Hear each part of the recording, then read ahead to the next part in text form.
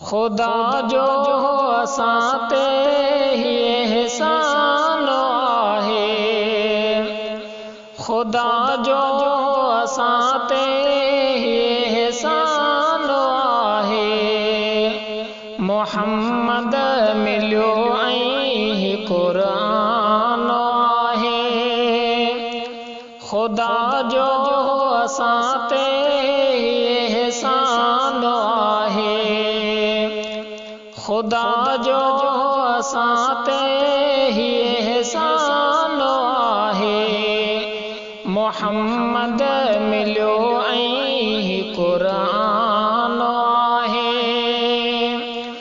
मिलन थियूं दिली रातूं त सदाई, मिलन थियूं दिली रातूं त सदाई। दुरूदन सां वधंदो त ईमान आहे। मोहम्मद मिलियो ऐं क़ुरान आहे, खुदा जो असां ते ही एहसान आहे, खुदा जो असां ते ही एहसान आहे। मोहम्मद मिलियो ऐं क़ुरान आहे। ख़ताऊं असां जो तो कर माफ़ मौला, ख़ताऊं असां जो तो कर माफ़ मौला। हाँ बेशक खुदाया मेहरबान आहे। मोहम्मद मिलियो ऐं क़ुरान आहे, खुदा जो असां ते ही एहसान आहे, खुदा जो असां ते ही एहसान आहे। मोहम्मद मिलियो ऐं क़ुरान आहे। असां जो नबी नबीन जो सरदार, असां जो नबी नबीन जो सरदार।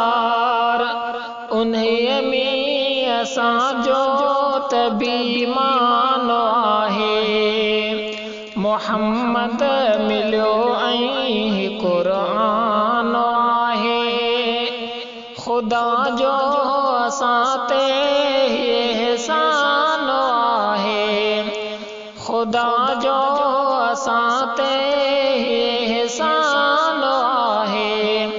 मोहम्मद मिलियो ऐं क़ुरान आहे।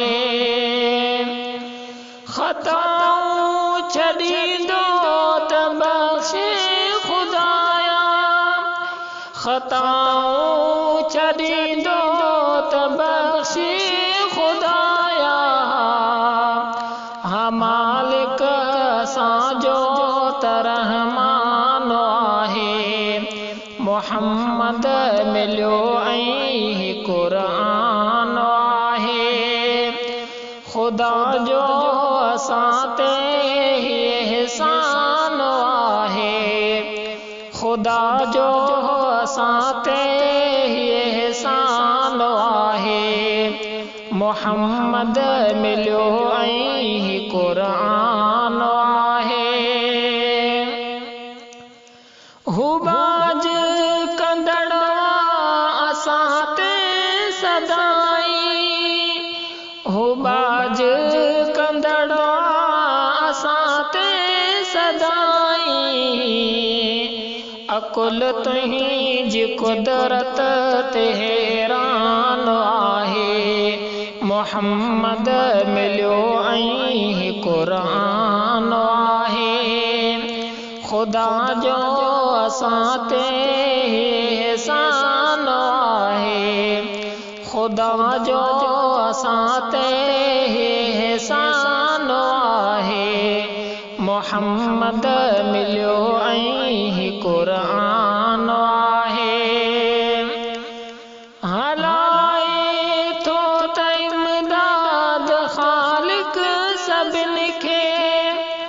हलाए थो त इमदाद ख़ालिक सभिन खे ख़ल्क़ियो जई सुहिणो त इंसान आहे मोहम्मद मिलियो ऐं क़ुरान आहे ख़ुदा जो असां ते एहसान आहे ख़ुदा जो असां ते एहसान आहे मोहम्मद मिलियो